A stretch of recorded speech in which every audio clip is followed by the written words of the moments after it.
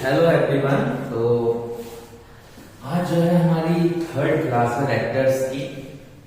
पिछली दो क्लासेस में जो है हमने पहले type of vector, addition and resultant निकालना, मैग्नीट्यूड फाइंड आउट करना, यूनिट वेक्टर निकालना, ये सभी चीजें जो है हम लोग अपनी प्रीवियस क्लासेस में कंप्लीट कर चुके हैं। ठीक है, और अगर किसी को दिक्कत आ रही है तो आप पूछ सकते हैं और उस पुरानी क्लासेस जो हमने की हैं उनको रिवाइज कर सकते हैं जाके।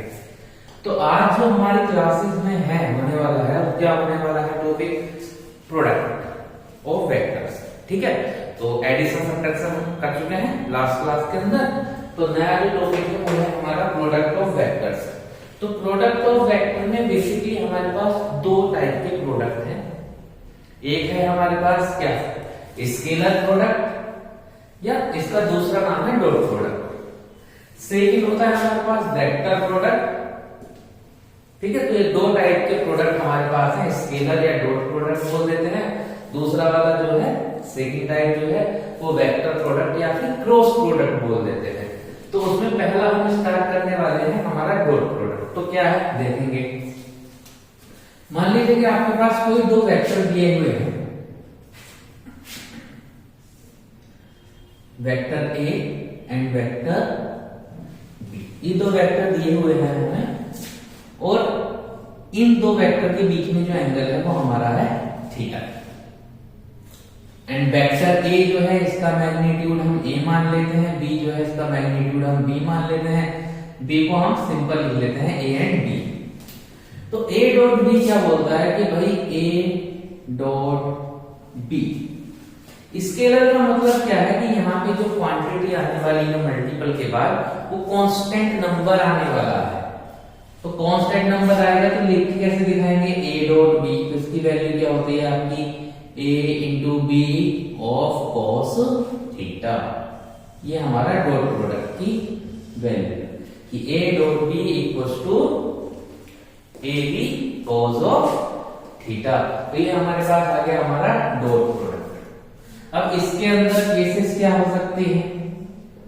पहला ये हो सकता है क्या कि अगर थीटा 0 डिग्री हो गया तब क्या होगा, तो तब cos 0 1 हो जाएगा। इसका मतलब ये हो जाएगा a इंटू बी। सेकेंड हो गया क्या कि थीटा अगर 90 डिग्री हो गया तब क्या हो गया, तो a डॉट बी, क्योंकि यहां से पता है कि cos ऑफ 0 डिग्री कितना है, 1 है। यहां से पता है कि cos ऑफ 90 डिग्री कितना है, 0 है। तो 0 इंटू ए बी मतलब क्या हो गया, 0। ये रिजल्ट हमको जो है ध्यान रखने हैं। थर्ड कि अगर थीटा 180 डिग्री हो गया तो कितना होगा, तो भाई cos of 180 degree is -1, then a dot b is minus of a। तो ये मैक्सिमम वैल्यू हो गया, ये मिनिमम वैल्यू हो गया, ये इन बिटवीन हो गया। तो अगर हम बात करें कि भाई कहां से कहां तक a डॉट b लाई कर सकता है कि cos थीटा की वैल्यू क्या होती है आपकी, तो cos ऑफ थीटा जो है हमारा वो 1 और -1 के बीच में रहने वाला है। Then A B cos theta कितना हो जाएगा फिर, कि ए बी cos थीटा हो जाएगा प्लस ए बी से माइनस ए बी के बीच में। और ए बी cos थीटा की वैल्यू क्या है, ए डॉट बी। तो vector A dot vector B is lies between A B minus A B. और अगर थोड़ा बेटर वे में लिखना चाहे तो क्या बोल देंगे कि भाई vector A dot vector B का जो मैग्नीट्यूड है वो mod A into mod B से minus of mod A into mod B के बीच में रहने वाला है। ठीक है, तो पहली बात तो केसेस ना मान के चलते हैं, प्रॉपर्टीज बोल सकते हैं कि पहली तो प्रॉपर्टी ये हो गई हमारी डॉट प्रोडक्ट की कि हमारा जो मैग्नीट्यूड है वो पॉजिटिव मोड ए मोड बी से माइनस मोड ए मोड बी के बीच में रहने वाला होता है। ठीक है, पहली चीज तो ये आ गई। सेकंड बात क्या होगी हमें जो ध्यान रखनी है वो ये हो गई कि अगर मुझे एंगल निकालना हो किसी भी दो वेक्टर्स के बीच में तो क्या होगा, angle between two vectors, vector A and vector B. तो हमें क्या पता है भाई कि ए डॉट बी हम निकालते हैं तो वो mod A mod B of cos theta बनता है, और हमें एंगल चाहिए मतलब कोस थीटा चाहिए, तो कोस ऑफ थीटा कितना हो जाएगा, vector A dot vector B divide by mod A into mod of B. तो ये हमारे पास आ गया एंगल। ठीक है। थर्ड प्रॉपर्टी क्या है, थर्ड प्रॉपर्टी ये है कि डॉट प्रोडक्ट आपका जो है ना, dot product is commutative. Commutative इसका मतलब क्या हो गया कि आप चाहे ए डॉट बी करें चाहे आप बी डॉट ए करें, दोनों ही केस में आपका रिजल्ट जो है वो सेम रहने वाला है। ठीक है। इनको वेरीफाई करेंगे हम आगे। ये काम करते हैं एग्जाम्पल पे ही कर लेते हैं, यानी अभी कर देते हैं, है ना।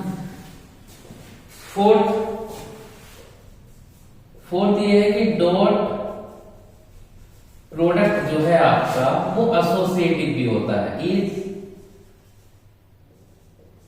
एसोसिएटिव।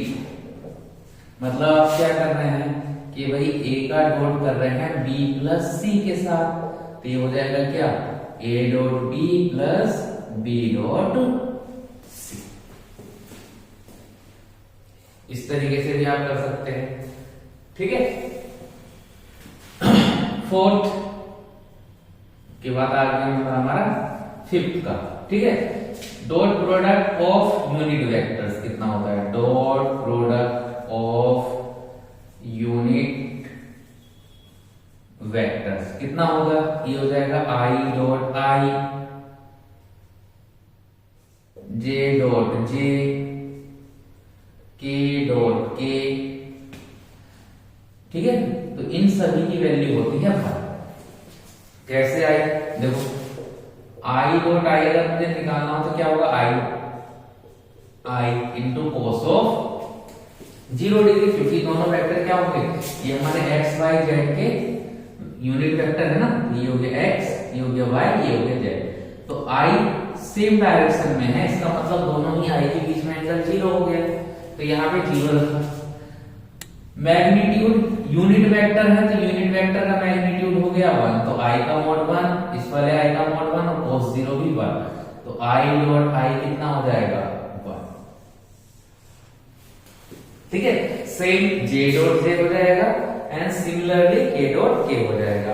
अच्छा, दूसरा अगर आए कोई कि आई डॉट जे, इसको क्या लिखेंगे कि आई डॉट जे है तो आई का मॉड इंटू जे का मॉड इंटू कोसो, एंड आई और जे के बीच में कितना एंगल है 90 डिग्री, तो cos ऑफ 90 cos 90 इज 0।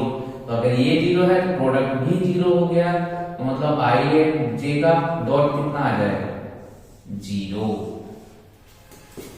मतलब अगर सेम यूनिट वेक्टर का उसी के साथ डॉट प्रोडक्ट करते हैं तो वैल्यू 1 आती है, जैसा आपको यहां दिख रहा होगा बॉक्स के अंदर। लेकिन अगर उसी यूनिट वेक्टर का दूसरे यूनिट वेक्टर के साथ प्रोडक्ट करेंगे तो वैल्यू कितनी आ जाएगी 0 आ जाएगी। ठीक है। क्यों, क्योंकि दोनों के ही बीच में एंगल कितना है हमारा 90 डिग्री एंगल है। तो इसको अगर लिखना चाहें तो क्या लिखेंगे, आई डॉट जे करें चाहे जे डॉट के करें चाहे के डॉट आई करें, इन सभी की वैल्यू क्या आएगी 0 आ जाएगी। ठीक है, समझ में बात है। अगर सेम के साथ करेंगे तो सेम आएगा और दूसरे के साथ करेंगे तो 0 आ जाएगा। ये हमारी डॉट प्रोडक्ट की हो गई फिफ्थ प्रॉपर्टी। तो सिक्स्थ की बात करते हैं जनाब।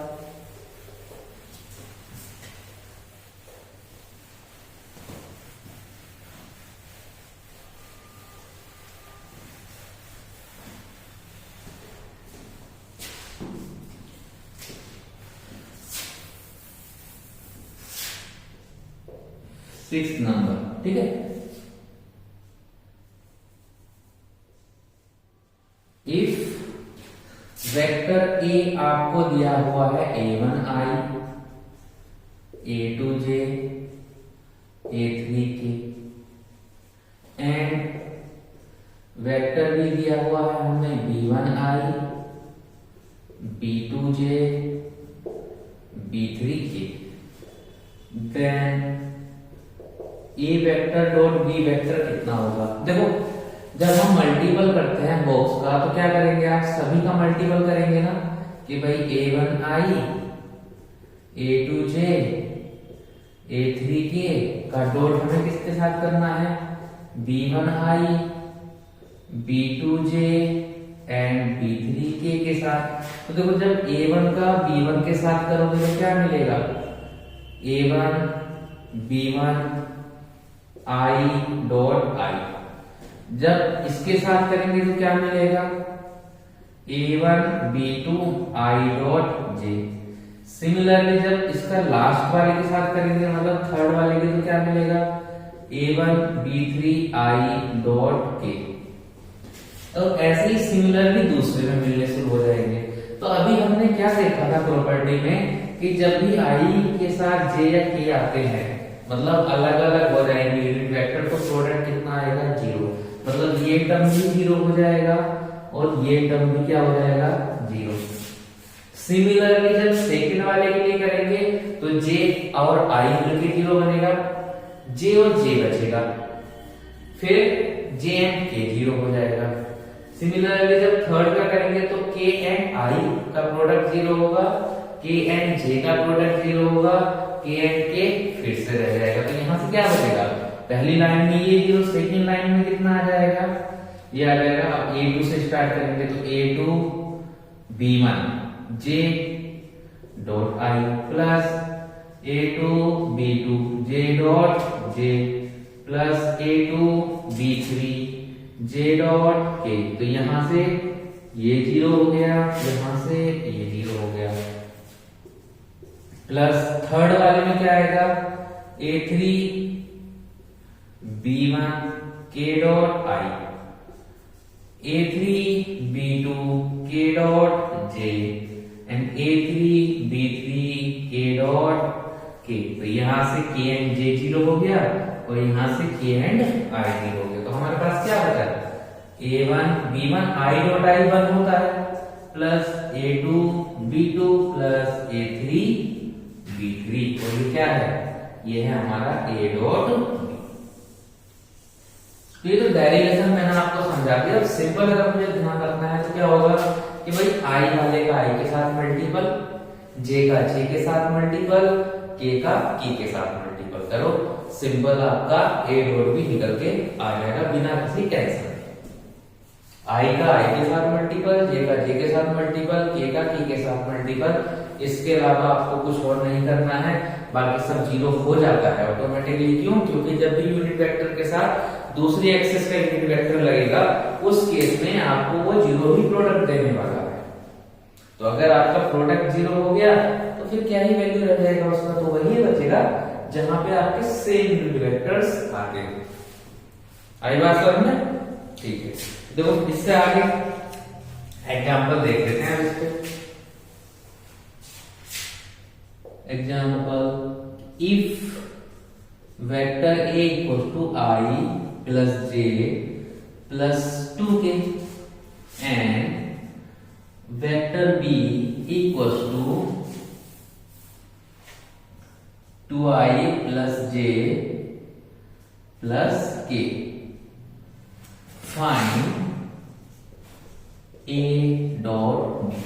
हमें ये निकालना है। तो वेक्टर a तो कितना हो जाएगा? a डॉट b कितना आ जाएगा? ये हो जाएगा i plus j plus 2k into 2i plus j plus k। तो ये कितना हो गया? i का i के साथ कितना हो जाएगा? 2 प्लस j का j के साथ 1 प्लस 2 का 1 के साथ 2। तो कितना हो जाएगा? ये 4 प्लस 1 5। तो ये आ गया a डॉट b। ठीक है, ये आ गया हमारा a डॉट b। एक एग्जांपल और देख लेते हैं। लेट x वेक्टर जो है वो आपको दे रखा है 2i माइनस जे प्लस 4k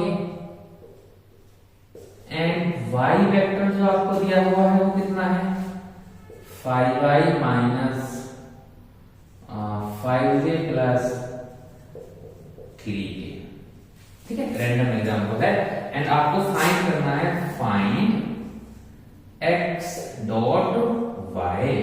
तो सिंपल क्या करेंगे x डॉट y हमें निकालना है, क्या करना है i का i के साथ प्रोडक्ट करेंगे तो 2 इंटू 5 प्लस j का j के साथ करेंगे तो -1 इंटू -5 प्लस k का k के साथ तो 4 इंटू 3। तो कितना हो गया, ये हो गया 10 प्लस 5 प्लस 12 तो कितना हो जाएगा ये 27। तो ये हमारा आ जाएगा डॉट प्रोडक्ट निकल के। तो सिंपल है, कुछ ज्यादा इसमें कैलकुलेशन जैसा आपको नहीं करना है। सिंपल सी चीज ध्यान रखनी है भाई क्या कि डॉट प्रोडक्ट अगर हमें करना हो तो i वाले नंबर का i के साथ प्रोडक्ट करेंगे, j वाले नंबर का j के साथ प्रोडक्ट करेंगे एंड k का k के साथ प्रोडक्ट करना है। इतना ही है और कुछ डॉट प्रोडक्ट में कुछ भी डिफिकल्ट जैसा नहीं है। ठीक है, चलो और देखते हैं एग्जाम्पल जरा।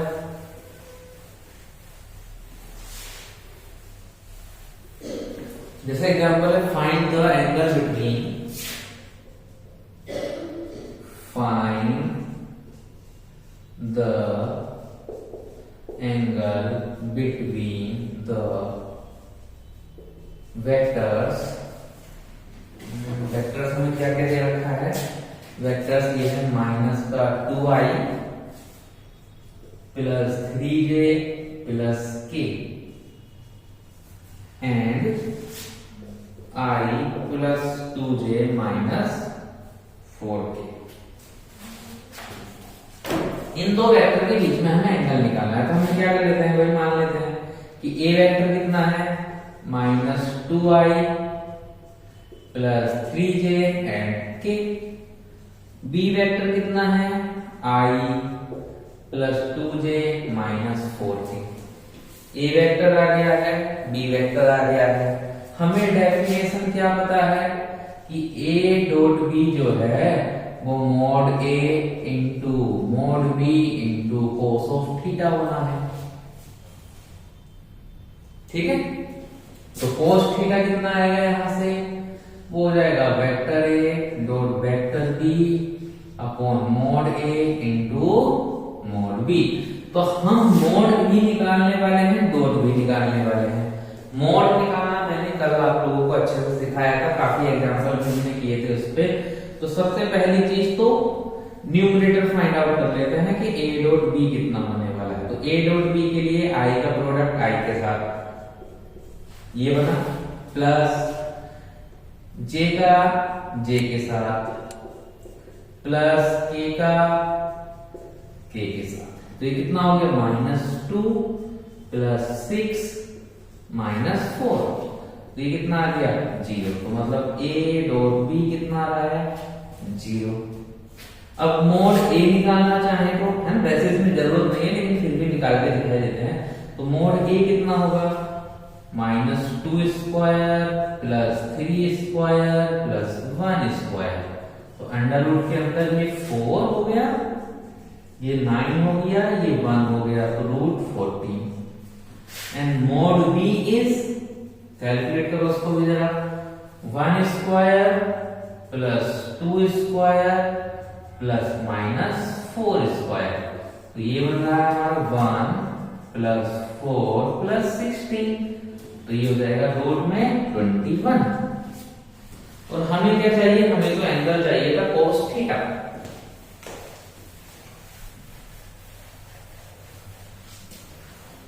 तो कोस थीटा के लिए देखते हैं कितना आएगा।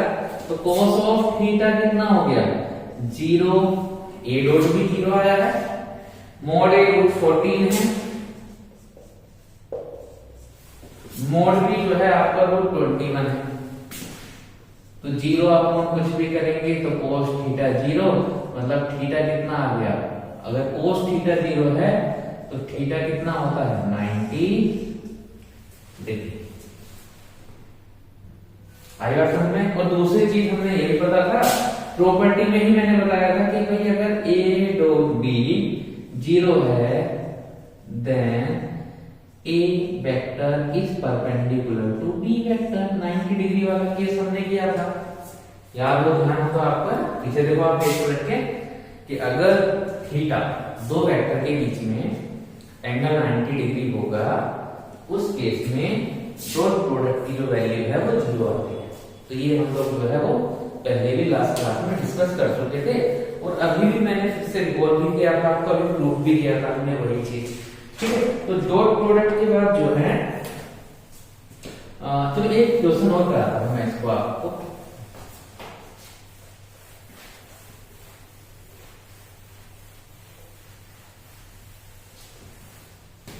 तो अगला क्वेश्चन जो है ये है हमारे पास, क्या कि इफ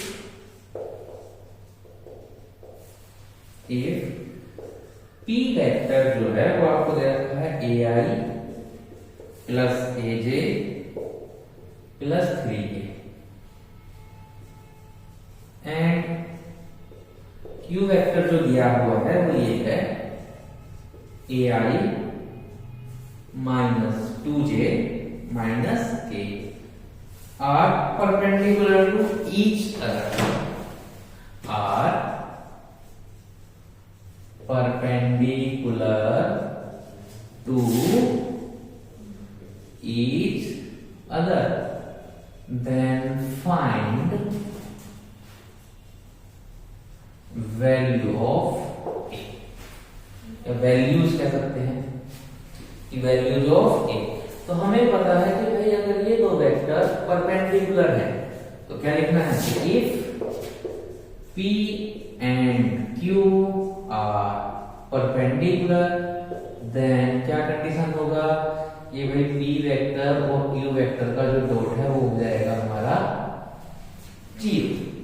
और डॉट प्रोडक्ट हम जानते हैं कैसे करते हैं, तो पहला क्या आएगा a इंटू ए, तो मतलब क्या होगा, सीधा सीधा लिख देते हैं a square, a minus 2 then minus 2a, 3 and minus 1 then minus 3 equals to 0। अब इसको सोल्व कर देंगे तो इसके फैक्टर क्या आ जाएंगे, A square plus A minus 3a minus 3 equals to 0। A common लेंगे तो a प्लस 1 बनेगा, माइनस 3 कॉमन लेंगे तो a प्लस 1 बनेगा, a प्लस 1 कॉमन लेंगे साथ में तो यहाँ a माइनस 3 बनेगा। तो a की एक वैल्यू आ गई माइनस 1 एंड सेकंड वैल्यू आ गई आपकी 3। तो ये दो वैल्यूज हमारी a की आ चुकी है। तो अगर क्वेश्चन दिया हुआ है, अगर हमें क्वेश्चन दे रखा है कि इसमें डॉट प्रोडक्ट 0 है, इसका मतलब है कि हमारा जो एंगल है वो 90 डिग्री है। अगर वो बोल देगा कि भाई क्या एंगल निकालना है, तो cos थीटा से आप फॉर्मूला अप्लाई करेंगे, A dot B find out करेंगे, मैग्नीट्यूड फाइंड आउट करेंगे दोनों वेक्टर्स के, फॉर्मूले के अंदर पुट करेंगे, सीधा एंगल निकल जाएगा।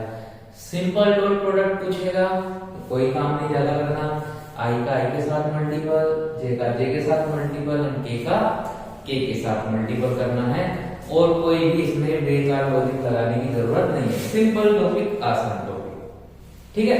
चलो इससे आगे बढ़ते हैं हम अपना क्रॉस प्रोडक्ट, ठीक है। अगला है हमारा क्रॉस प्रोडक्ट या वेक्टर प्रोडक्ट।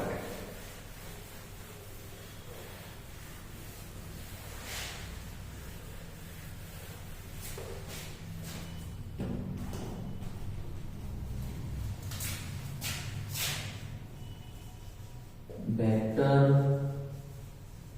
प्रोडक्ट या फिर इसको बोलते हैं cross product of two vector, है ना। तो दो के ही बारे में बात कर रहे हैं फिलहाल, ऑफ टू वेक्टर्स, ठीक है। तो देखो कैसा है, डॉट प्रोडक्ट में हम इनके बीच में डॉट यूज कर रहे थे, क्रॉस प्रोडक्ट में हम दोनों वेक्टर के बीच में क्रॉस यूज करने वाले हैं। कैसे कि if A and B are non zero vectors, मतलब इनकी वैल्यू जीरो नहीं है, तो मान लो भाई एक वेक्टर यहां रहा ए, एक वेक्टर यहां रहा बी, और इनके बीच में एंगल हो गया थीटा। देन क्रॉस प्रोडक्ट कैसा लिखा जाएगा, ये लिखा जाएगा ए क्रॉस बी के साथ। वहां पे यहां डॉट लगता था, यहां पे क्रॉस लगता है, एंड ये कितना हो जाएगा mod A mod B into sine theta into N cap. ये इसका एक्सपेंशन है। जैसे वहां पे कोस थीटा आता है, यहाँ पे कितना आ जाएगा ए क्रॉस बी इंटू का जो वैल्यू आएगा वो हो जाएगा A into B into sine theta and N cap. Why N cap, N cap की क्या जरूरत है, क्योंकि यहां देखो ये भी नंबर, ये भी नंबर, ये भी नंबर, मतलब ये पूरी की पूरी क्वांटिटी जो है ये स्केलर है, मतलब कांस्टेंट है। अब वेक्टर प्रोडक्ट है, मतलब आंसर वेक्टर क्वांटिटी होना चाहिए।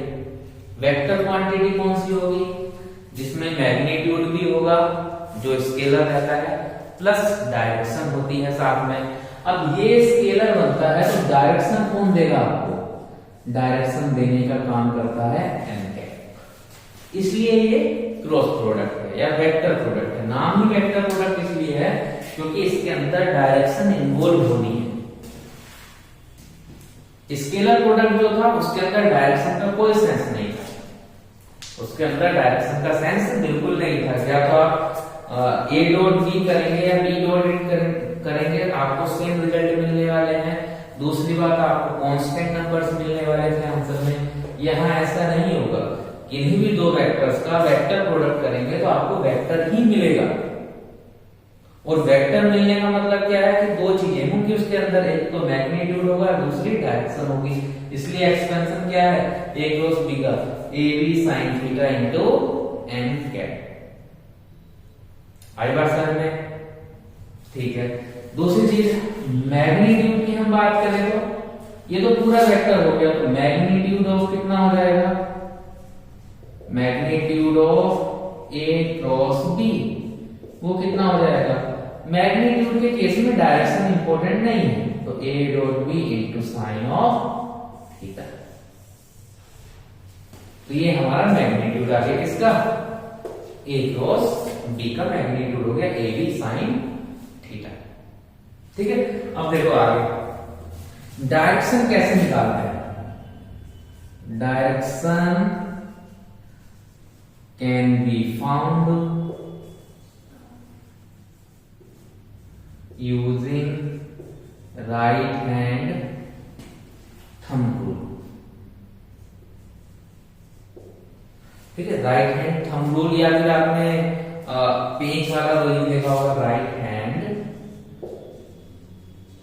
Thumb rule. ठीक है, उसमें कैसे बताते हैं कि मान लो ये जैसे एक वेक्टर ये है, एक वेक्टर ये है, आपको ये देखना है कि किस तरीके से मूव कराना है। तो भाई मैं मान लेता हूं कि एक वेक्टर यहां है, एक ये है, मेरे बीच में एंगल है theta, vector A vector B. अब मुझे देखना है कि मैं क्रॉस किसका करा रहा हूं, बी का ए के साथ या ए का बी के साथ।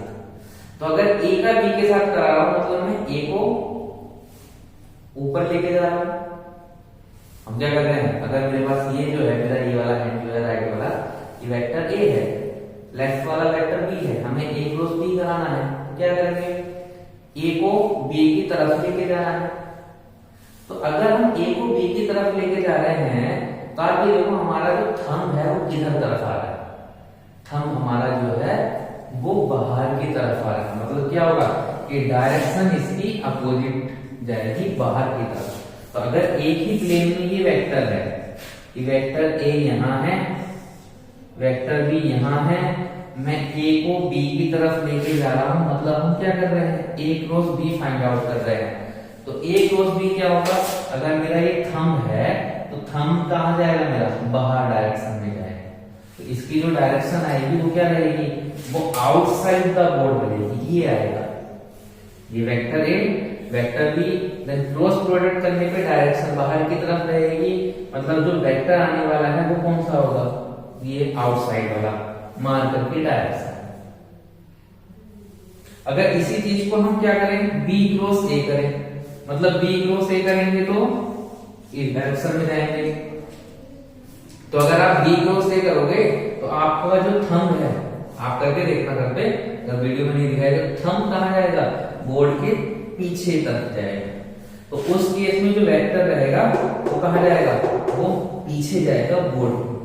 तो ए क्रॉस बी में आगे की तरफ, बी क्रॉस ए में पीछे की तरफ, मतलब मैग्नीट्यूड वाइज सेम है कि अगर बाहर वाले वेक्टर की लेंथ 5 यूनिट है तो अंदर वाले वेक्टर की लेंथ भी कितनी होगी, 5 यूनिट की होगी।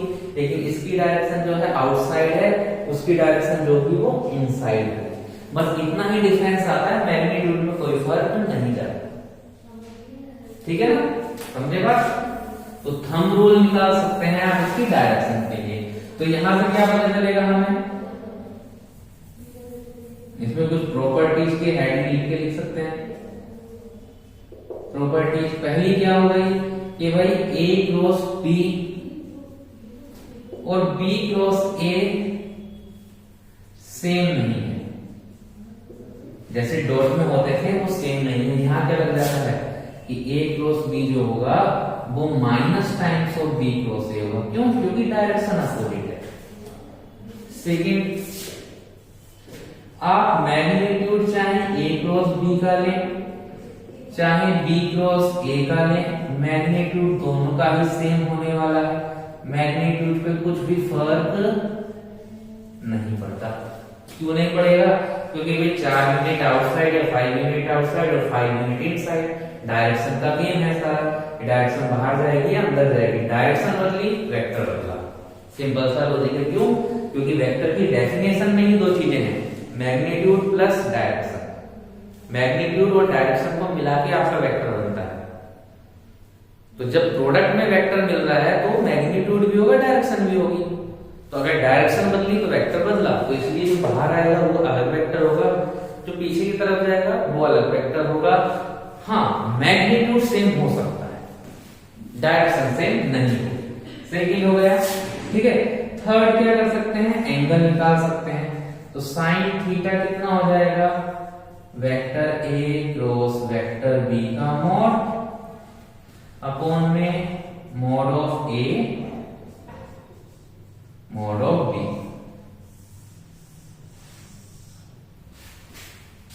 तीसरी प्रॉपर्टी ये हो गई। फोर्थ है ना, हमारे पास पहला तो ये हो गया। दूसरी प्रॉपर्टी आपकी ये हो गई कि मैग्नीट्यूड कैसे फाइंड आउट करना है। तीसरी आपकी एंगल्स की हो गई। फोर्थ हम देखते हैं यूनिट वेक्टर्स। ठीक है, क्रॉस जैसे डॉट में था वैसा क्रॉस में देखते हैं क्या होगा, product cross product of unit vector.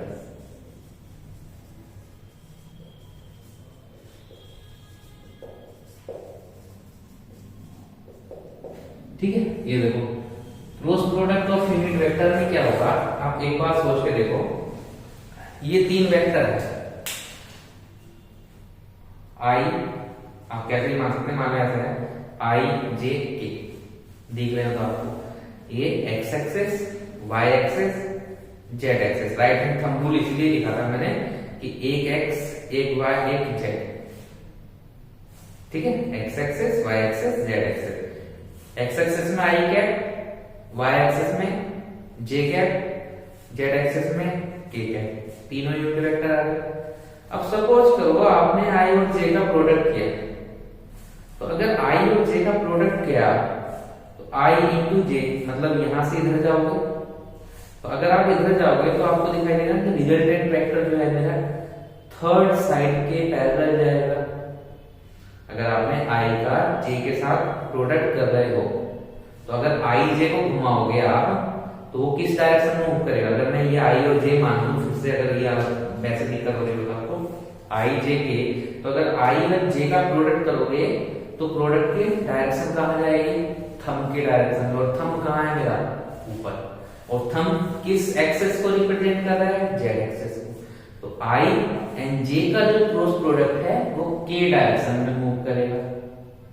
Similarly आप क्या करेंगे, अगर ये जे के है तो आई डायरेक्शन में जाएगा, लेकिन अगर मैंने जे क्रॉस आई किया, आई जे का तो के में गया, जे क्रॉस आई, तो जे क्रॉस आई करने के लिए क्या करना पड़ेगा, मुझे अपोजिट रोटेट करना पड़ेगा, तो डायरेक्शन नीचे की तरफ आ जाएगी, मतलब निगेटिव साइड। तो यहां पे आपको 1 और 0 नहीं मिलने वाले, आपको क्या मिलेगा कि अगर आपने आई का जे के साथ किया तो के मिलेगा, जे का के साथ किया तो आई मिलेगा, एंड के का आई के साथ किया तो आपको जे मिलेगा। ठीक है, आप इसको इस तरीके से भी ध्यान रख सकते हैं कि भाई ये हमारे पास यहाँ है आई, यहाँ है हमारे पास जे, एंड यहाँ है हमारे पास के क्या है, और क्लॉकवाइज जाएंगे तो आई जे का के, जे के का आई, के आई का जे। अगर एंटी क्लॉकवाइज डायरेक्शन में जाएंगे तो क्या होगा, जे क्रॉस आई, ये हो जाएगा माइनस के क्रॉस जे, माइनस का आई हो जाएगा, एंड आई क्रॉस के बिकम माइनस ऑफ जे। तो ये हमारा क्रॉस प्रोडक्ट के केस में यूनिट वेक्टर्स का प्रोडक्ट है। मैग्नीट्यूड सेम है, बाकी कुछ नहीं करना है, डायरेक्शन बदलने की वजह से ही हमारी सारी गड़बड़ हो गई। ठीक है ना। तीसरी चीज, अगली प्रॉपर्टी, ये 4th नंबर हो गया। 5th नंबर देखते हैं ना, cross product of 2 vectors. Cross product of 2 vectors कैसे निकालते हैं। मान लेते हैं कि भाई वेक्टर ए क्या है, a1i है, a2j है, a3k है, एंड बी वेक्टर जो है हमारे पास वो है b1i, b2j एंड b3। ये 2 वेक्टर हो गए, और हमें a क्रॉस b निकालना है। तो देखो, देन a क्रॉस b को कैसे लिखते हैं, ये बोलते हैं हम उसको डिटर्मिनेंट वेक्टर। तो ये 2 लाइन के बीच में जो कंपोनेंट है i j k, ये एडिटिव आ रहे, क्योंकि वेक्टर बनना है तो i j का आ जाएगा। अब पहले क्या है a, बाद में क्या है b। तो पहले a है, अगर यहां देखना पड़ेगा आपको क्या है लिखा हुआ। अगर पहले a है तो जो अगली रो आने वाली है वो a की आने वाली है। तो अगली रो में क्या आएगा, a के एलिमेंट्स, मतलब a1 a2 a3। लास्ट में b है तो b की रो आ जाएगी, तो b1 b2 b3। तो ये डिटर्मिनेंट मेथड कहलाता है, आपकी वैल्यू निकालने वाला। तो आपको क्या करना है, आपको ध्यान रखना है कि एक क्रॉस भी जब भी निकालेंगे तो आई जी के तो आ ही जाएंगे सिंपल। अब यहाँ जो पहले है, जिसका नाम पहले है, जो वेक्टर पहले दिया गया है, उस वेक्टर के कोफिशिएंट यहाँ आएंगे, एंड जो वेक्टर आपका लास्ट में दिया गया है उसके कोफिशिएंट वहां आएंगे। तो इसको सोल्व करना है। इसको सोल्व कैसे करते हैं, देखो पहले के लिए सोल्व करना है तो पहले आई, तो यहाँ कितना आ जाएगा कि a क्रॉस b कितना बनेगा, देखते हैं। देखो आई के लिए पहला रो हटेगा, पहला कॉलम हटेगा, ये हटा, ये हटा, ये साथ छुपा दिया, ये छुपा दिया, तो क्या बचेगा, क्रॉस प्रोडक्ट कर दो, a2 b3 minus b2 a3। Second में j की प्लस j की जगह पे माइनस j आएगा। फिर से क्या करना है आपको, पहला कॉलम हटा देना है, ये हटा देना है, तो ये हट गया, ये हट गया, मतलब ये पूरा गया, ये पूरा बचा। तो कितना गया, a1 b1 a3 b3। तो a1 के साथ आ जाएगा b3 माइनस b1 के साथ आ जाएगा a3, एंड लास्ट में प्लस का k। ये आपको थोड़ा ध्यान रखना पड़ेगा। k के लिए क्या होगा कि ये पहले रो से गया, थर्ड कॉलम से गया, तो क्या बचा, ये 4 एलिमेंट, तो a1 b2 b1 a2। तो a1 b2 a1 b2 minus b1 a2, ये हमारा आ जाएगा क्रॉस प्रोडक्ट। ठीक है, तो मैं इस पे एग्जांपल कराऊंगा तो और ये क्लियर हो जाएगा कि ये कैसे आया है। ठीक है, तो अभी आप फिलहाल ये नोट कर लो।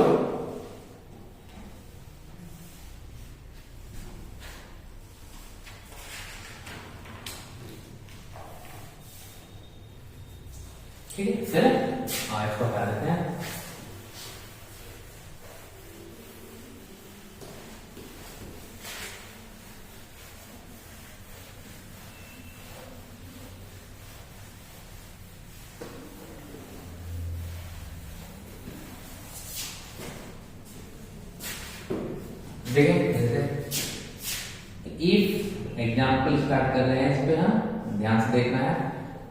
I plus 2j plus k and b vector is 2i minus j plus 2k. Then find vector a cross vector। ठीक है, तो हमें क्या चाहिए, a क्रॉस b। तो क्या करेंगे भाई, तो a क्रॉस b हमें चाहिए। तो हमने क्या किया, देखो i लिखा, j लिखा, k लिखा। अब a पहले है तो पहले के नंबर पहले आएंगे। तो a पहले है तो a के कोएफिशिएंट पहले, तो i के साथ 1 है, j के साथ 2 है, k के साथ 1 है। b बाद में है तो b की वैल्यूज बाद में आएंगी। तो 2 माइनस 1 2 ये आ गया। अब क्या करें, i लिखेंगे। i के लिए जहां ये है, कहां, पहली रो पहले कॉलम में, तो पहली रो गायब कर दो, पहला कॉलम गायब कर दो। तो ये गायब हो गया, ये गायब हो गया। तो मैं और थोड़ा सा बेटर लिख देता हूं। तो क्या बचेगा, 2 1 माइनस 1 2 पहला बचे हुए एलिमेंट लिख देते हैं। फिर अगला आएगा माइनस j। ठीक है, अगर यहां माइनस होगा तो प्लस कर देंगे, बाकी कुछ नहीं। आपके हमेशा माइनस ही आता है यहाँ पे। ये कहां है, पहली रो सेकंड कॉलम। तो पहली रो गायब करेंगे, सेकंड कॉलम गायब करेंगे, तो क्या बचेगा 1 2 1 2। थर्ड पे आएंगे प्लस करके, इसके लिए पहला रो गायब, थर्ड कॉलम गायब। तो कितना बचेगा 1 2 2 माइनस 1। ये लिख लिया। 2-4 बार आप खुद लिख के प्रैक्टिस करेंगे तो ये ऑटोमेटिक आ जाएगा। तो 2 2 जा 4 माइनस माइनस 1 पहला, सेकंड माइनस j। 1 2 जा 2 minus 2 plus k minus 1 minus 4। तो ये कितना हो जाएगा आपका,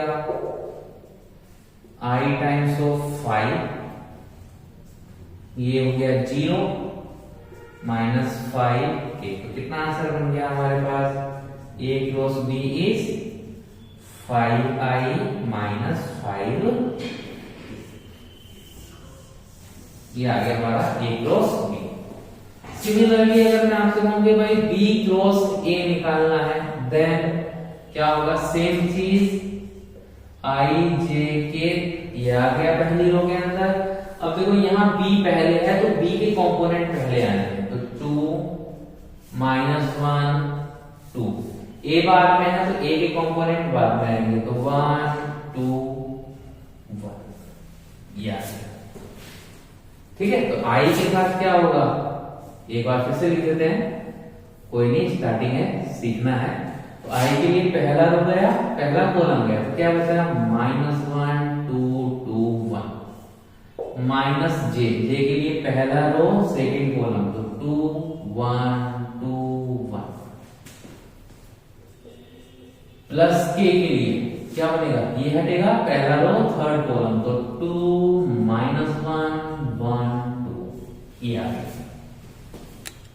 सोल्व करें बस, minus 1 minus 4 minus j 2 minus 2 2 minus 2 plus k 4 minus minus 1।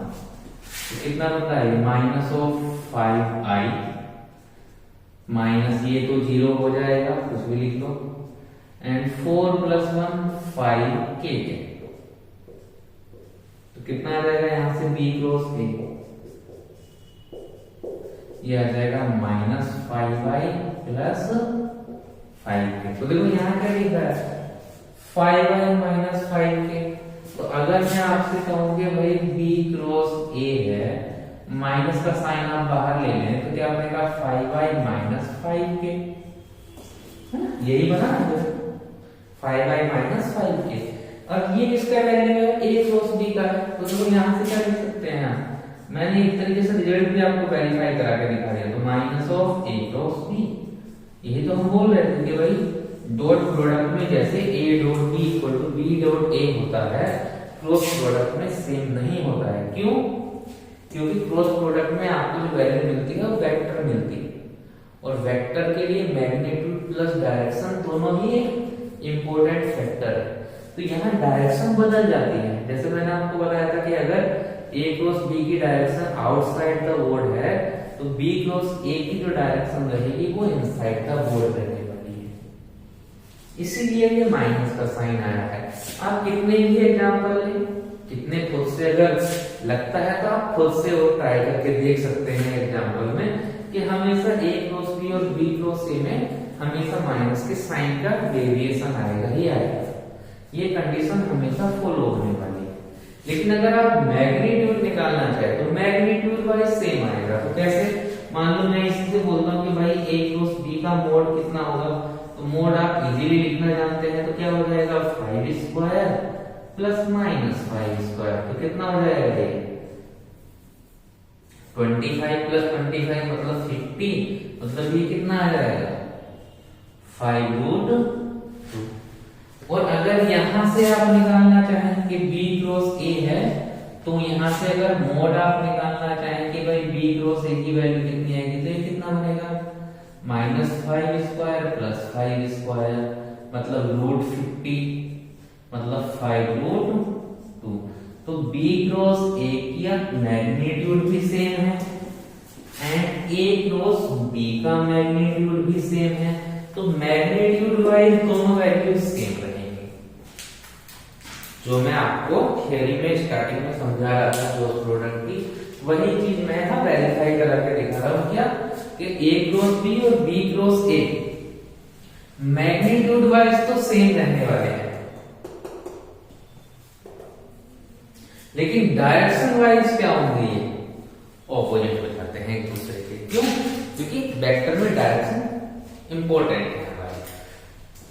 ठीक है, वो आप लोग समझ गए होंगे कि क्रॉस प्रोडक्ट कैसे निकालना है, डॉट प्रोडक्ट कैसे निकालना है।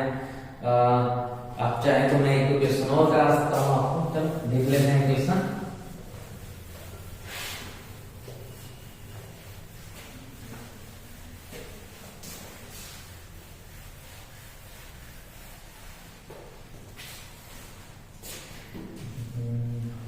हाँ ये a body move from position, example देखते हैं ना थोड़ा सा। a body move from position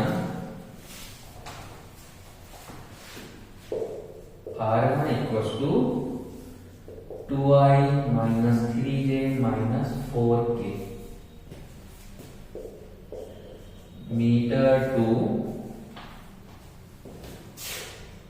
r2 equals to 3i minus 4j plus 5k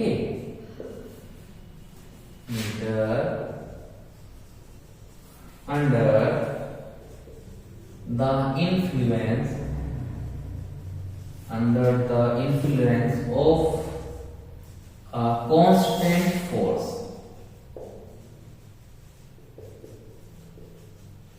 Constant force F vector equals to 4i plus j plus 6k Newton. Then find work done by force.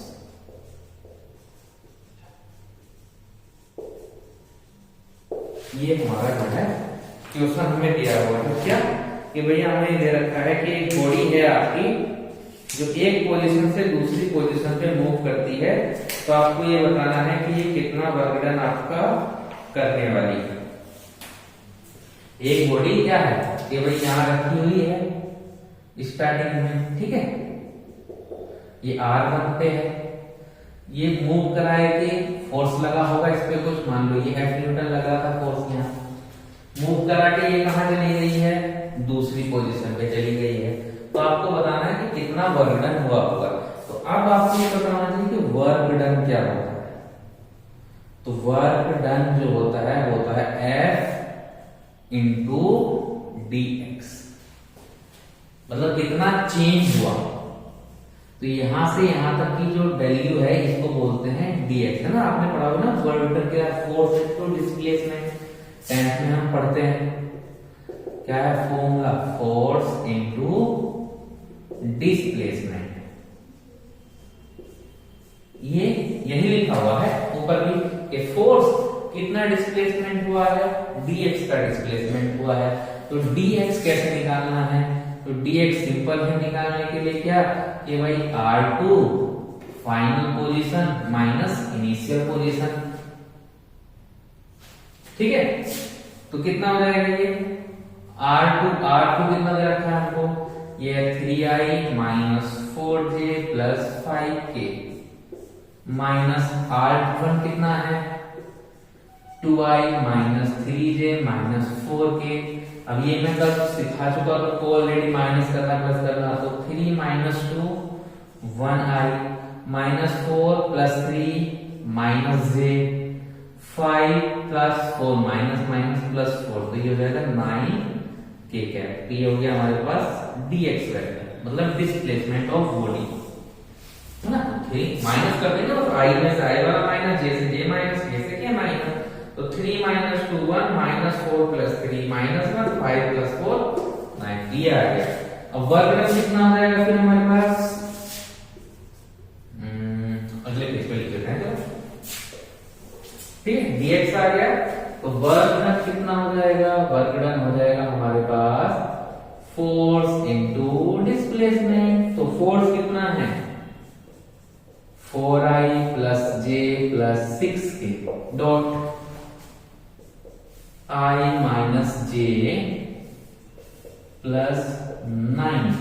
तो कितना हो जाएगा, i के dot product कर रहे हैं तो i के साथ i, तो 4 इंटू 1 प्लस j के साथ j, तो 1 इंटू माइनस 1 प्लस 6 इंटू 9। तो ये कितना हो जाएगा 4 माइनस 1 प्लस 54, तो ये कितना हो जाएगा 58 माइनस 1 मतलब 57 न्यूटन मीटर। ये आ गया हमारा work done by the body. कितना वर्क डन हमारी बॉडी ने किया होगा, तो 50 न्यूटन मीटर बोलते हैं। क्या आप लोगों ने टेंथ में एक यूनिट और ध्यान रखा होगा 57 जूल, कुछ भी आप बोल सकते हैं, ठीक है। तो ये हो गया। अब देखो वहां इसमें बहुत सारे बच्चों को ये डाउट रहता है कि भाई हमें कैसे पता चलेगा कि डॉट आना है क्रॉस आना है, यहाँ पे सर क्रॉस क्यों नहीं कर सकते, यहाँ डॉट ही क्यों है, ठीक है ना। तो ये चीजें जब आप फिजिक्स में आगे पढ़ेंगे, है ना, अभी आपको नहीं पता होगा कि कहाँ डॉट लगाना है कहाँ लगाना नहीं लगाना है। तो अभी तो आपको मैं बता रहा हूँ कि भाई वर्क डन क्या है, एक स्केलर क्वांटिटी आएगी क्योंकि फाइनल आंसर निकाल देंगे, ठीक है ना। तो वर्क डन के केस में मैंने बता दिया आपको डॉट है, लेकिन जैसे अगर मान लो टॉर्क को कोई पूछता है तो टॉर्क जो है आपका क्रॉस प्रोडक्ट से निकलता है। तो ये चीजें आपको आगे जैसे आप फिजिक्स पढ़ेंगे चैप्टर वाइज चैप्टर पढ़ते जाएंगे, मैकेनिक्स पढ़ते जाएंगे, वैसे ही आपको ये पता चलता जाएगा कि कहाँ डॉट यूज होता है और कहाँ क्रॉस यूज होता है। तो अभी इतना कंफ्यूज नहीं होना है कि कहाँ डॉट लगाना है कहाँ क्रॉस लगाना है। मैं बता के चलता हूँ कि भाई यहाँ डॉट लगना है, ठीक है ना। तो आप जैसे पढ़ोगे आगे आगे चैप्टर पढ़ते जाओगे वैसे आपको पता चलता जाएगा कि डॉट कहाँ यूज करना है हमको, क्रॉस प्रोडक्ट कहाँ यूज करना है, ठीक है। तो ये हो गया हमारा एग्जांपल। इस पे और भी बहुत सारे एग्जांपल हैं, आप लोग ट्राई कर सकते हैं, पूछ सकते हैं। नेक्स्ट क्लास में अगर ऐसा रहेगा तो हम अगर बच्चे कहेंगे स्टूडेंट कहेंगे तो और से क्लास में लगा सकते हैं इस पे एग्जांपल्स की। तो बाकी क्वेश्चन आप लोग खुद से प्रैक्टिस करो, इसमें कोई डाउट रहेगा तो हमसे पूछो, ऑनलाइन पूछ सकते हैं, ऑफलाइन जैसा आपका मन करे वैसा आप पूछ सकते हैं हमसे, कोई भी डाउट पूछ सकते हैं इस टॉपिक से रिलेटेड। और जितना भी हमारा 3 लेक्चर में वेक्टर कंप्लीट हो चुका है, इसके आगे जो बचता है सिर्फ क्वेश्चन प्रैक्टिस बचती है। आप वही काम करते रहें और पढ़ते रहें। Okay bye.